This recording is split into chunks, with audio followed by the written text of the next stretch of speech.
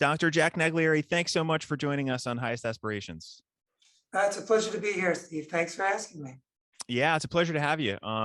And I learned about your work when I was kind of researching this topic, gifted and talented, especially among English learners. And we have kind of a nice representation of people talking about this, but really, really glad to get your perspective.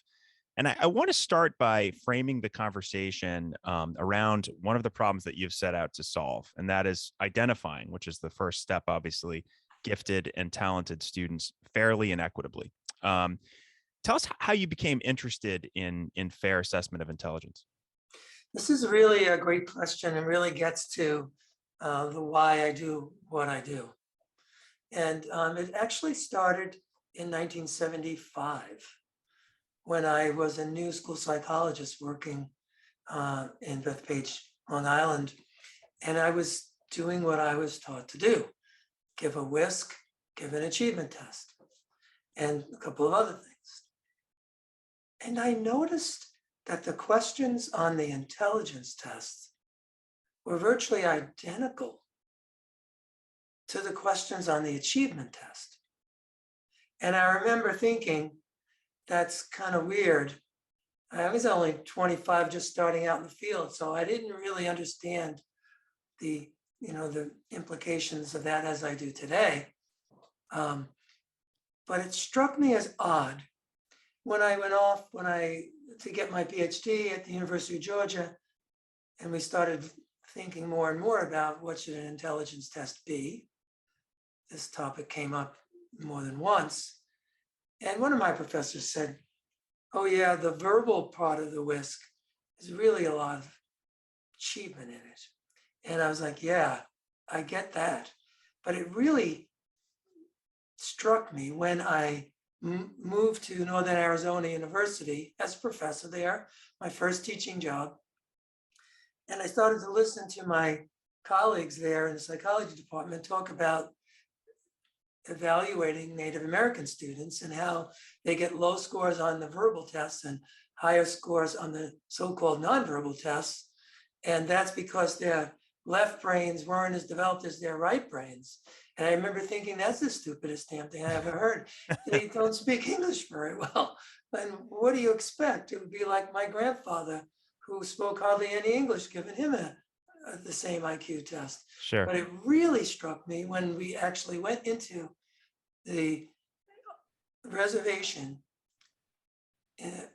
in the Havasupai region of Northern Arizona. And I tested a young lady, and sure enough, she got like a first percentile 50-something score on the verbal stuff and an average score on the nonverbal stuff. And in my report in 1982, I wrote, this is not a reasonable measure of intelligence for this student because she doesn't have the knowledge in English to answer the questions. Not only answer the questions based upon the content of the question, but understand the directions, right, and articulate it as well. Yeah, and that really relates to what our audience is thinking about, which is students who are learning English. And just to kind of recap what you said, I really love that story because most of us that are listening, myself included, can relate to having kind of a gut feeling about something as an educator, and saying, wait a minute, this doesn't seem right.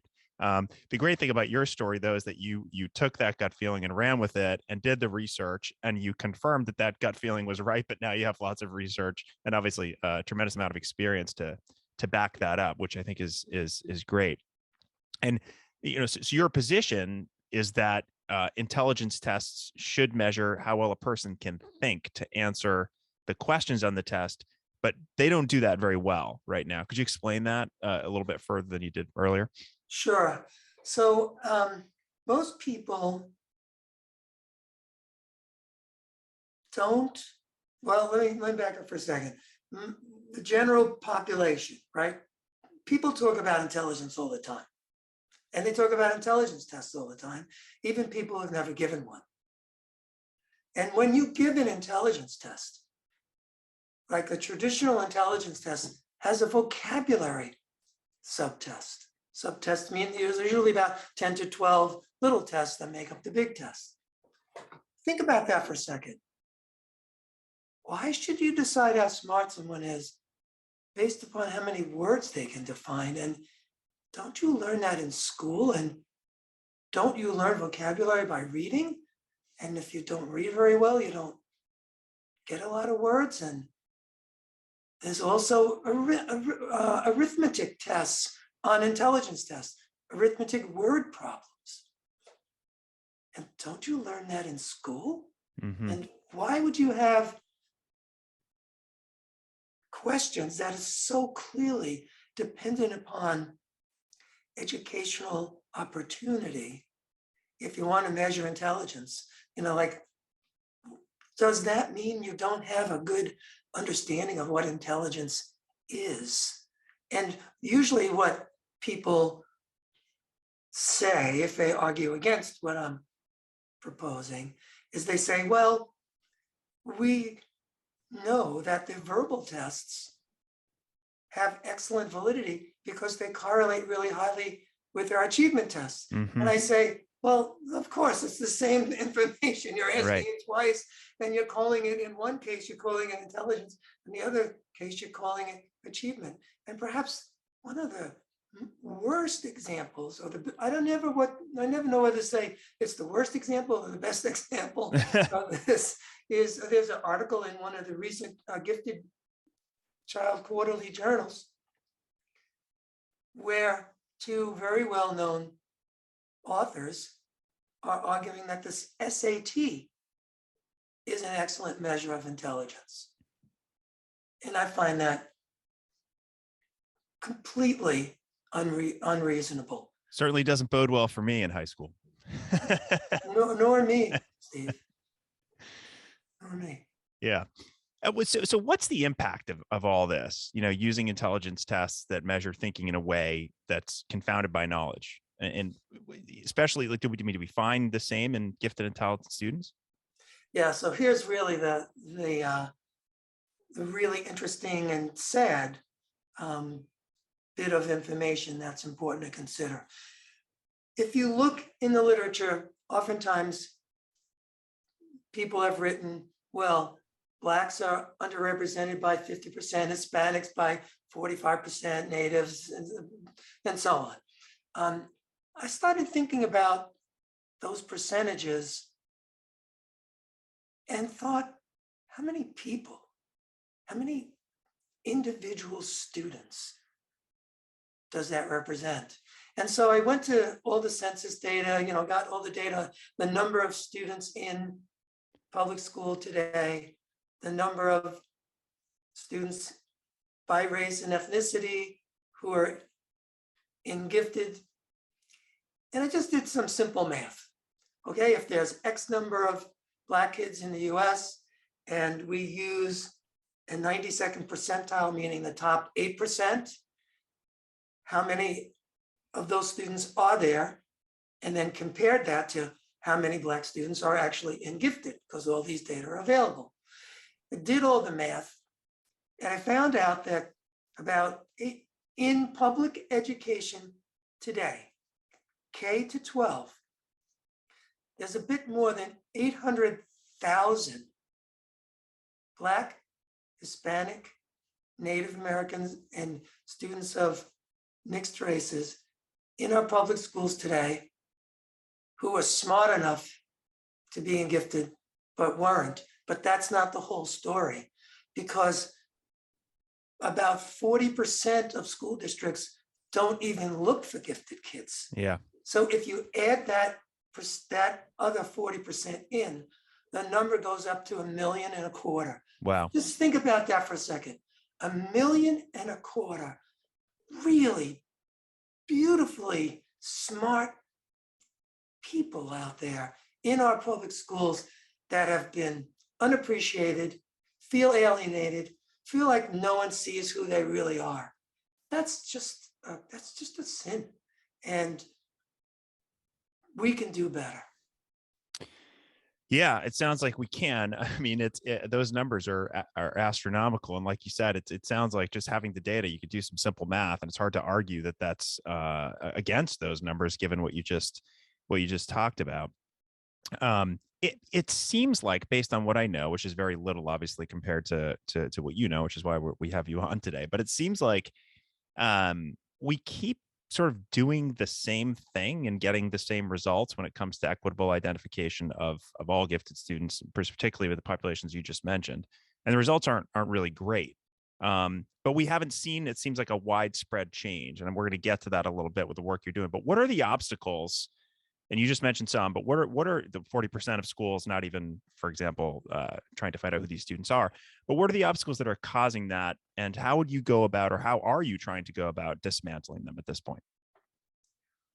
Okay, obviously, this is a complex problem. There are historical dimensions and there are current dimensions. And I'll try to put them all in place here. Great. Maybe I should think chronologically. So let's go back 100 years when Lewis Terman created the Stanford Binet. You might know Lewis Terman is actually often described as the father of gifted ed. But a lot of people don't know that he was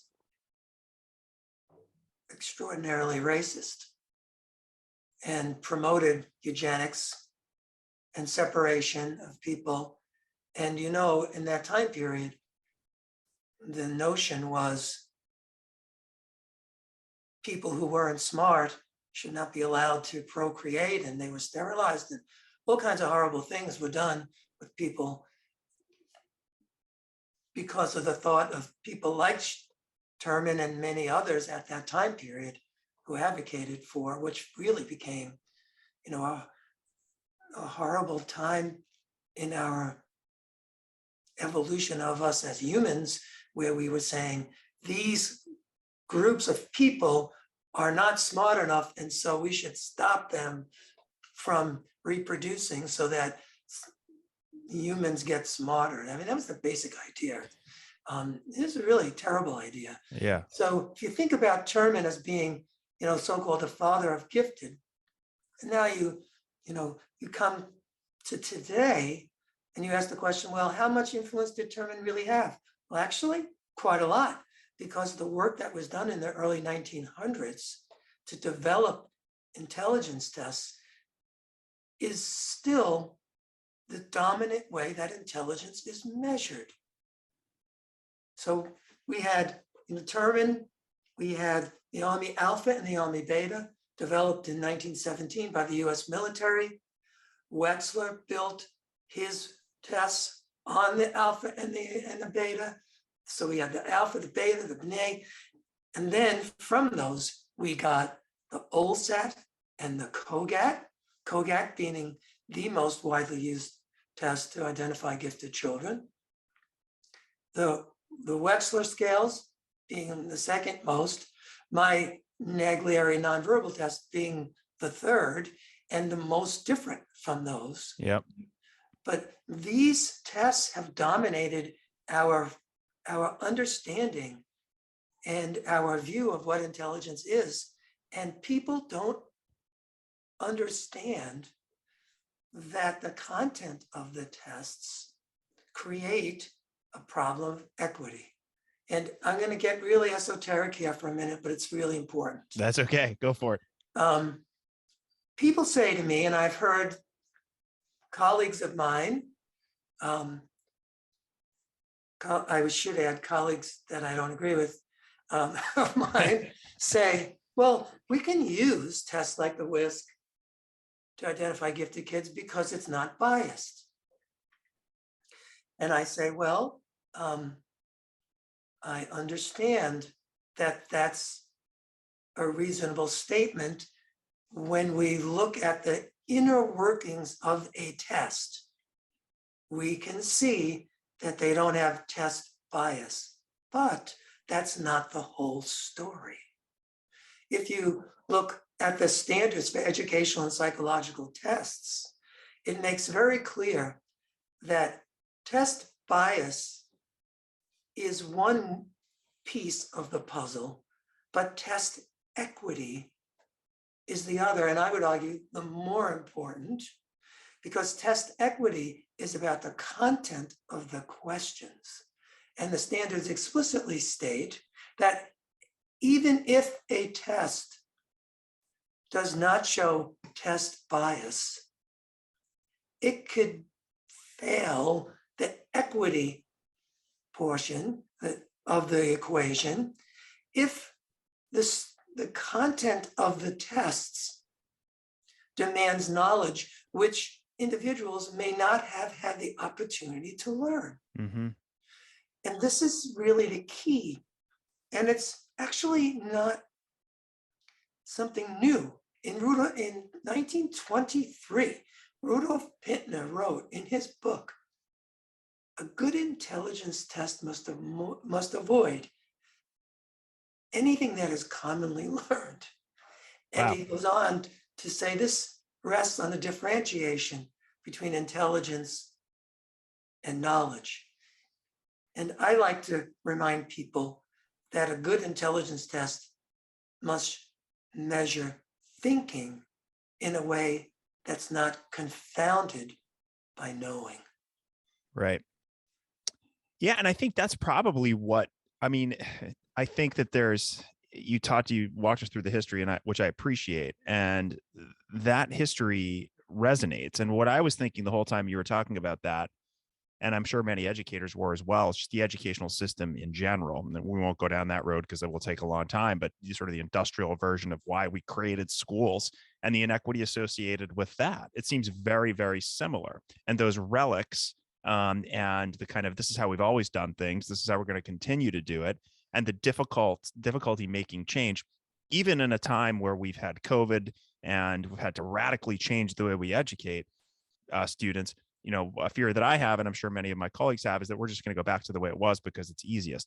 I mean, is that, you seems like you described kind of that happening in this world of testing, and this sort of testing for knowledge rather than intelligence.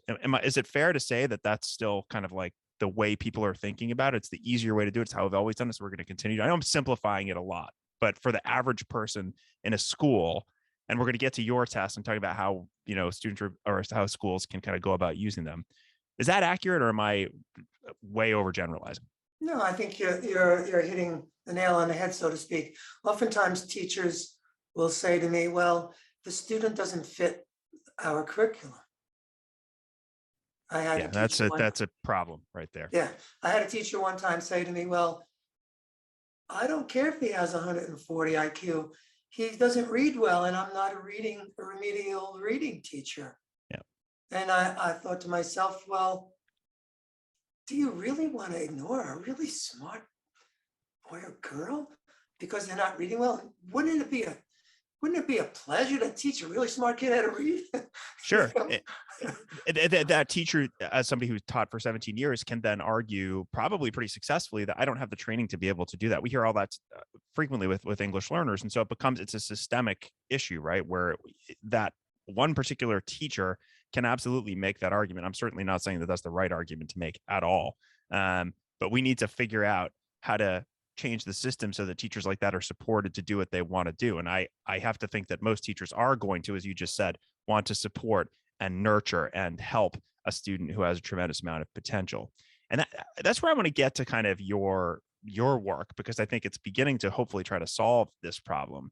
And I'm going to kind of use a quote here just so I make sure I say it the right way. So I'm going to look at my other screen, but you've created tests that, quote, were carefully designed to measure thinking in a way that does not require academic knowledge. We've talked about that already today.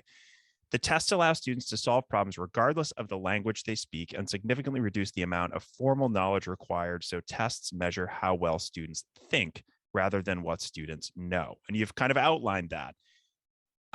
I think a lot of people who are listening to this interview just kind of perked up and would be really excited to hear more about this and how they can actually use these tests specifically with English learners. But let's start by talking about how you went about designing the tests in this way so that they work the way that they should.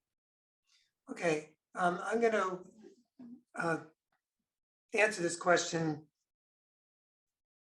by telling you a little bit about my own trajectory that brought us to this place. So I mentioned to you that in the early 80s, when I was actually doing these assessments, that it was clear to me that we had a problem. So in 85, I published my first test, which was called a nonverbal test. Means you measure intelligence by diagrams and such. Over the years after that, I developed other tests that were described as nonverbal, and people would say to me, well, okay, so you were able to show us with a nonverbal test that you could find equal percentage of Black, white, and Hispanic and ELL kids for gifted, but what about the verbal and what about the quantitative? And I tried to explain to them that a nonverbal test doesn't measure nonverbal intelligence and that there's no such thing as nonverbal intelligence. Nonverbal is the description of the content of the test, not the kind of thinking. But still, people persisted and they asked, what about the verbal? What about the quantitative? So I got together with two extraordinary colleagues of mine in the gifted world, Dr. Dina Buyes and Dr. Kim Lansdowne. And I said to them, I have some ideas about how we can go beyond the nonverbal test to measure intelligence with a verbal test that can be solved regardless of the language that the student speaks, and a quantitative test that could be solved that does not require math, but just some simple reasoning with little numbers, so to speak. And we did it. And I'll explain to you how we did it. Can I pause for just a sec before you explain? Because I'm curious about this. So in some ways, you were catering to the demands of the people that you disagreed with in order to do this. But, that's probably something that you have to do in order to work in a system which has limitations. So you kind of yielded a little bit. And I'm interested to see, I'm sure you're going to get into this, kind of what you learned by doing that. Yeah, well, I learned a long time ago that the easiest way to move the most people is the baby step, not the big step. Yeah. Right? So if I can move the field of gifted, which I actually have already done with my nonverbal test, move the field of gifted towards those kids, but I can do it even more, then I'm going to do it. Right. Would I like to go a giant step? Yes. But reality doesn't really permit that at this time. But even a baby step can have a big impact on those 1.25 million kids, right? Yeah, for sure. So, and I did mention to you that my nonverbal test is the third most widely used measure to identify gifted kids. So imagine with these new tests, if we can go to number one, imagine all those kids that we're going to find now. It'd be awesome. Yeah, for sure. And you've mentioned, and that was the third, which is amazing and great. You've created many, many different tests for the purpose of identifying gifted and talented English learners, and for the purpose of kind of the people listening to this podcast. Which ones are you most excited about in terms of that potential? The three tests that we developed, Dina, Kim, and I. So let me tell you what the verbal test looks like, and of course we could show this if we were visual, but it's easy to explain. And we'll link to it so people can see and read about it as well. Okay, so just imagine that on a screen are 6 pictures. A picture of a banana, a picture of a pear, a picture of an orange, a peach and an apple, and a chair. Which one doesn't go with the others? Obviously, we have 5 pieces of fruit or things that you eat, or you could say they're alive and the chair isn't, right? It's a lot of things you could say about it, but basically it's a verbal concept of fruit. So what we do is we show the student an animated, like a little animated cartoon of a student sitting in front of a computer. And when the animation plays, a thought bubble comes up over the character on the animation, And the thought bubble has the 6 images, and then the 5 come together, and the one that's the answer, the chair, kind of pulsates, and then the thought bubble goes away, and then you watch the animated character move the mouse and select the correct answer. So what did we just do? We took the oral directions out of the administration, and we don't require the student to explain verbally. And we've given them a question that anybody can answer, regardless of where you come from in the world, honestly, right? Everybody knows that these are fruit and the chair is not a piece of fruit. So that's a verbal concept test. It's actually based on a neuropsychological description of language that is included in Luria's book, Language and Cognition, which I had been thinking about for about a decade before we did this test. Yeah. I really love the paradigm, and it works beautifully. So we measure general ability using this kind of a verbal test. Now, we also have a nonverbal test, which is best described, again, just orally. Imagine there's a 2x2, and there's a blue circle on the top left, a yellow circle on the top right. On the bottom left is a blue square and a question mark. So there's an analogy that's being built there. It would be just like boy is to man is girl is to question mark. But we use just shapes. And that's my nonverbal test. And it's incredibly valid and helpful in this environment.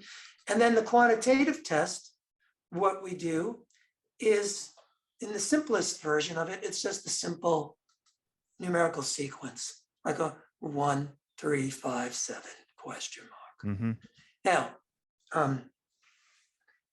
we would be very clear to have simple quantitative reasoning tasks,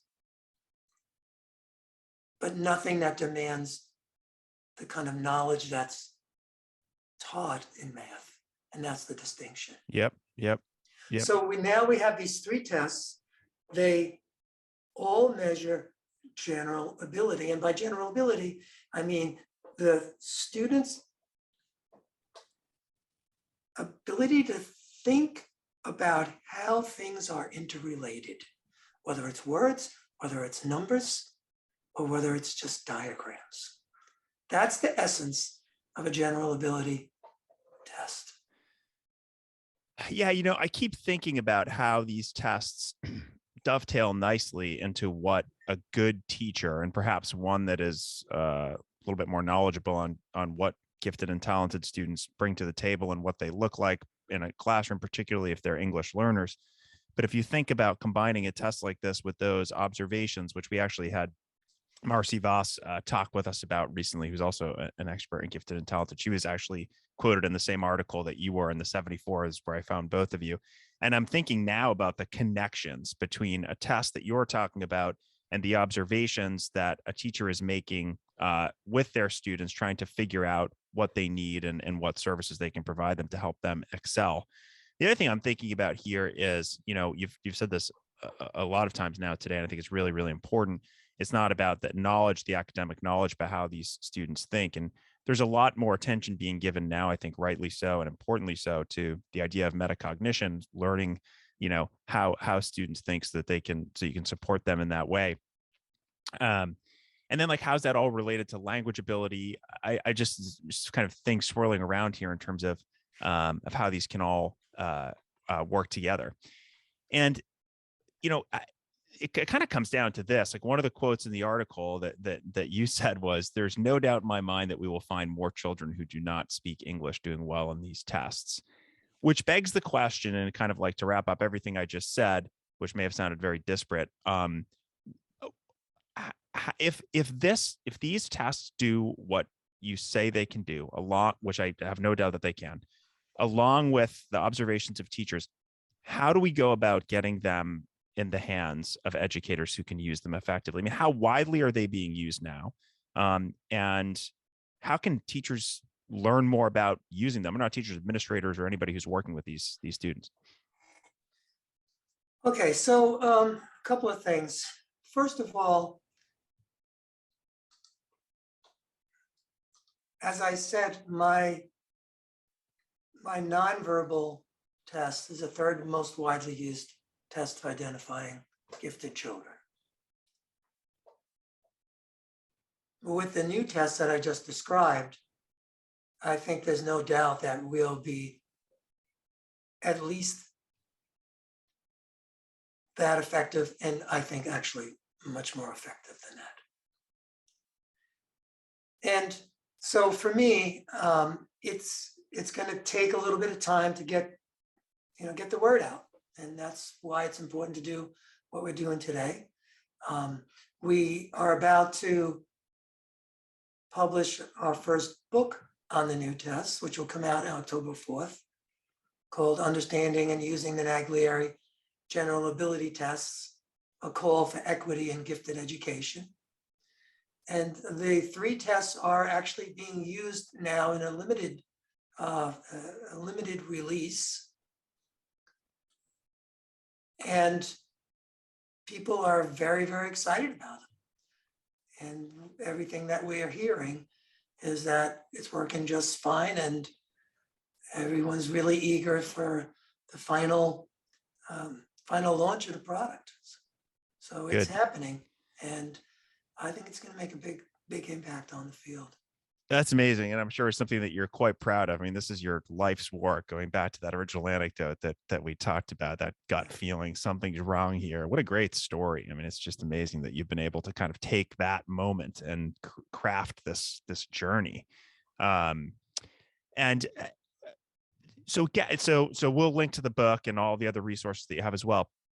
I don't want to leave this conversation though without talking about next steps. So like, if these tests are utilized widely and they help identify a more diverse pool of gifted students, which I have no doubt that they will, and clearly you don't have any doubts they will either, which is more important in my opinion, what do you see as the next step for educating students who may otherwise have very well slipped off the radar? Well,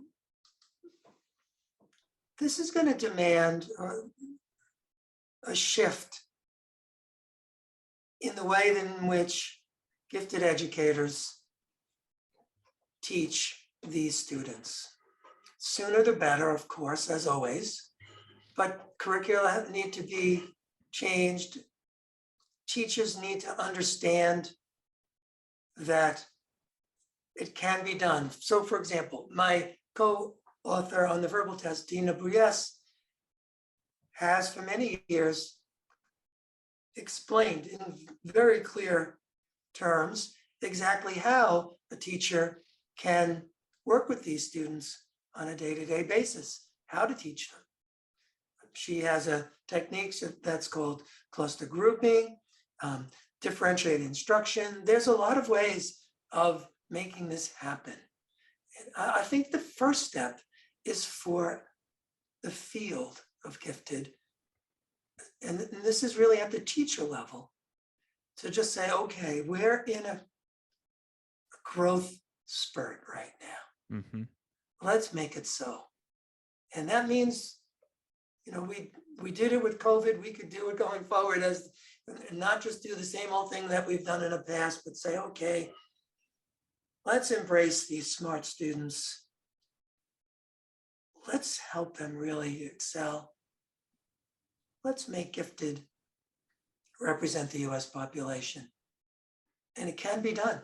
We can find them, and then it's up to districts, administrators, and the educational environment as a whole to say, okay, we're on board with this equity. We want to do it.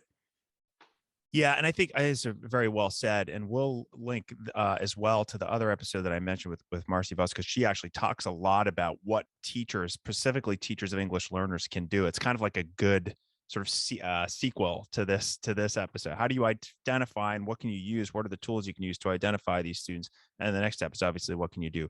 Not only as somebody who is sort of running these gifted programs, but also just a teacher in the field who needs to have the ability to identify these students in a variety of different ways. Yeah, and by the way, Steve, our book, Understanding and Using the Naglieri General Ability Test, is mostly about what the teachers should do. Great. It's really not as much about the test. I think maybe less than a quarter of the content of the book is about the tests. And it's really about why it should be used, how it should be used, and the instructional implications, how the teachers should go about working with these individuals, how the administrators should interface with parents and everybody else to make it work. It's really not about the test. It's really about how we can achieve this goal, which is why I'm excited about it. Yeah, excellent. That's good context. And it sounds like you have a great group of folks who have contributed to that, who are able to contribute all that knowledge, which is wonderful. And it does seem like this is, I mean, I've learned a lot over the last couple of months just in researching for these interviews about this. And I didn't know much about it as a teacher. I kind of looked at it as this sort of separate world, and that's not what it is at all. And so I'm really grateful to have had you on and to kind of explore this topic a little bit more. So as we wrap up, I'm going to ask you a question that I ask everybody who comes on the podcast. And that is, if there's a book, or if we've already talked about the book that you have coming out, which we'll link to, and we'll link to lots of the resources as well. But is there a book or a film or any other resource that's had kind of an important influence on you, either personally or professionally, that you'd like to recommend to listeners? Well, if you think about what I've been doing my whole career, it's pretty much going against what everyone thinks is true. Right. So, and that has its downfalls. My approach has been always, here's my vision, here's my research. So many of the 300 publications I have is all about equitable assessment. And always publishing this piece of evidence that shows this is correct, and this piece that shows that's correct, and so on and so forth. But one of the things that I often reflect on as I've done this over the many years is a book that I read by James Reston entitled Galileo, who, as we know, got a little bit of pushback from some people, right? And I remember reading Reston's book, and he goes into quite a lot of detail about what it was like for Galileo at the university and, in society and with the church, and on and on and on. And sometimes I feel like, you're, like a Don Quixote, I guess, right? Yeah. Yeah. And I'm just not willing to give up. I mean, I retired from the university 12 years ago. I'm still doing this stuff because at this point I only have to do what I choose to do. Yeah. Yeah. Right. And I choose to do this work because for me, I know it's going to impact children, not only in the US, but we have people from other parts of the world already asking us how they can use these new tests in these other countries. So I know this is going to have tremendous impact. And, ultimately that's what I've wanted to do. I go back to my own history. You mentioned, about our SAT scores maybe aren't the greatest, but or GRE for that matter. Or GRE. I'll tell you something that might surprise you. When I interviewed for a PhD program at a university near where I lived in New York, I was told by the director of the school psychology program that when they looked at my GRE scores, which they used as a measure of intelligence, that they didn't think I was smart enough to get a PhD. And, the funny thing is I saw that person at every single National Association of School Psychologists conference that I spoke at, literally since 1978, I've spoken at every single one of them. And I was often tempted to say, remember me? Isn't that song that goes, remember me? Or how do you Yeah, like me yeah. now? Whatever that was. But anyway, so people have misconceptions about what intelligence is. And it's all about this differentiation of thinking versus knowing. Right. Well, I mean, piggybacking on what you said a few minutes ago, I mean, your dedication to this work and your passion for this work, I'm glad that you haven't stopped. I would encourage you to keep doing what you choose to do. But if it's this that you choose to do, I think it benefits all of us. So I hope that you don't stop. It's really, really amazing and inspirational work, and obviously grounded in a passion for what you do. Um, we talked about the book. I'll link to your website, but what's the best way for people to learn about the work you're doing so they can learn more?